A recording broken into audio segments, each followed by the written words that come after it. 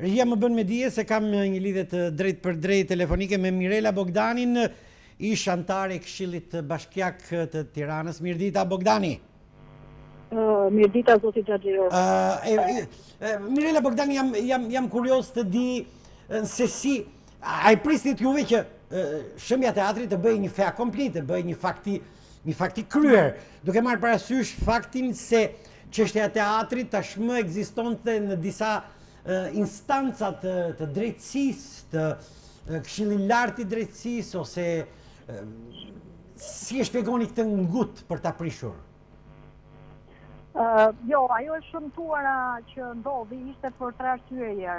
Në mes të natës, një, e dyta në kushtet e një gjendje të jashtëzakonshme, ku njerëzit janë akoma në karantinë, sidomos në fundjavë, të treti në një muaj fetar të shenjtë, dhe për shumë arsye, por me që e përmendët si ish antare e Këshillit Bashkiak, siç e thatë vetë, kjo çështje ka shumë kohë, kjo çështje u bë mbi vjet, që u bë një patate nxehtë, jo thjesht për artistët atje, apo u bë për politikën, sepse i kaloi për masat e shëndjes të një monumenti kultura apo një ikone të identitetit. Sigurisht ajo është e para dhe me ato u fillu, sepse Shembja e saj ishte një nga dëmtimet më të mëdha të trashëgimisë identitare të qytetit, duke qenë që ishte pjesë e qendrës historike, por ajo i kaloi pastaj, aty u bë një agora e shprehjes mendimit lirë, edhe tamam sheshi lirisë.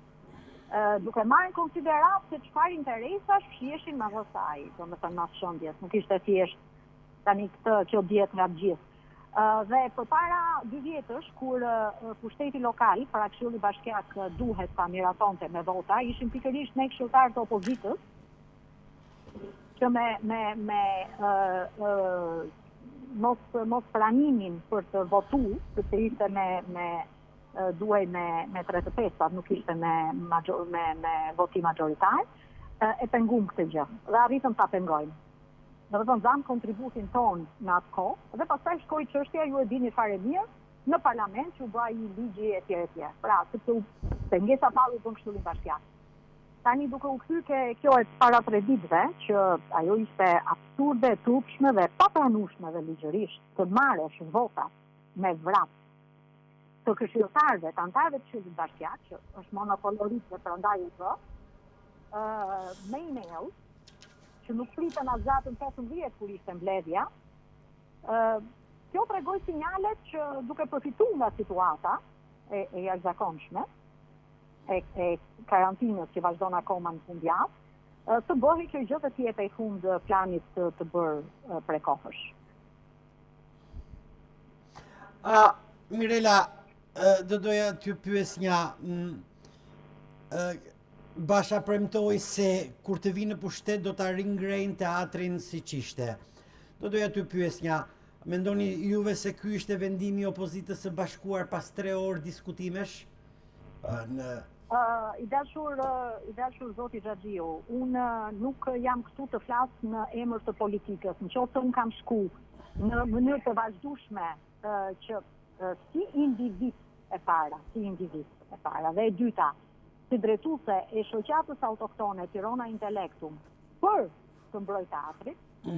Pra e kam bërë në rast të parë, sepse jam një qytetare e këtij veni, që duhet ta bëshin gjithë, sot jo një veta nga 1 milion që ka kryeqyteti i Shqipërisë, po e dyta ishte se ne, si qytetar autokton të këtij qyteti, sigurisht e kem shumë fish më tepër se sa tjerë, shumë fish.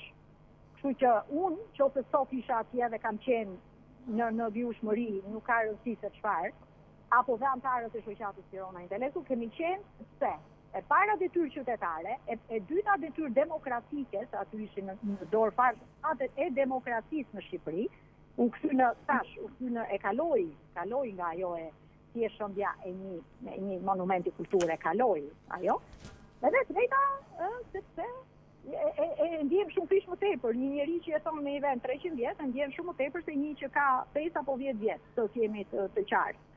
Kështu që në këtë aspekt, domethënë për këto 2 arsye, më kam dhënë një e qartë e jashtëzakonisht madhe dhe kur e shija, domethënë ishte megjithëse që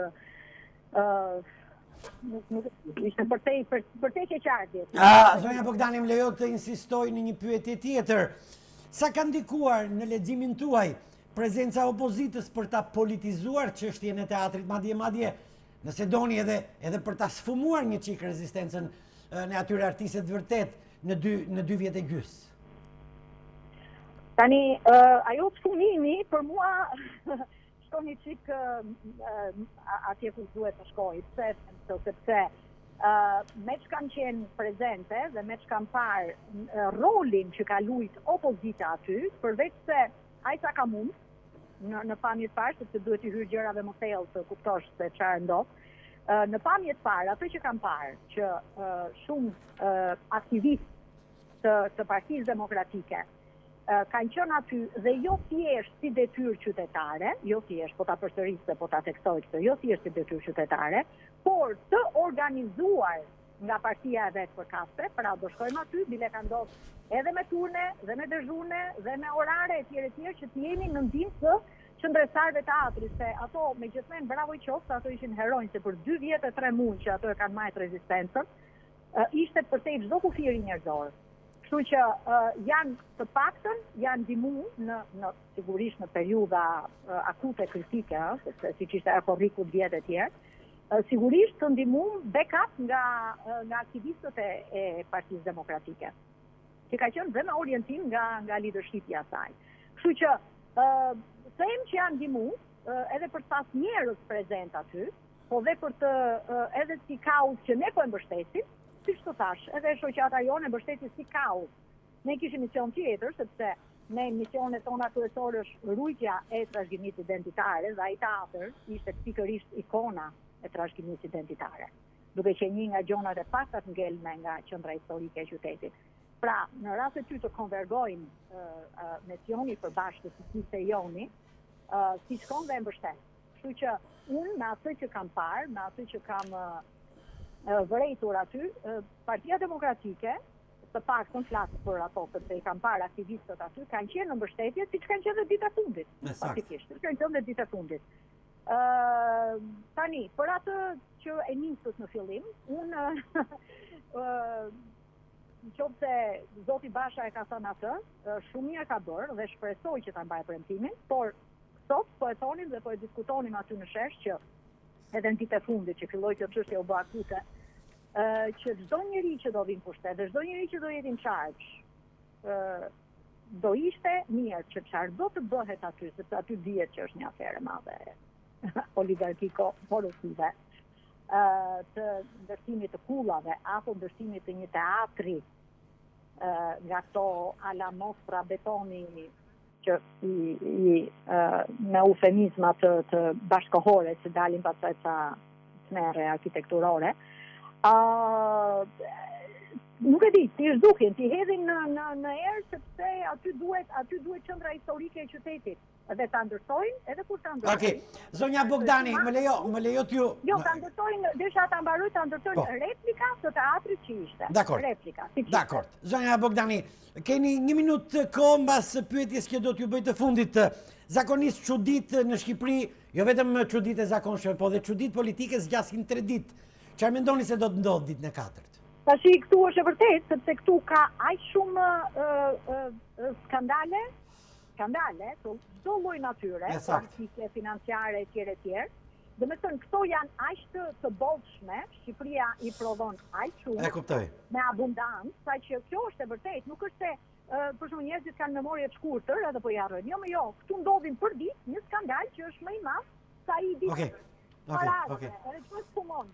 Kështu që ky është për mua sepse me ç'duket do t'i hapi rrugën edhe prishjes të tjera gjërave në program, edhe ndërtimit të...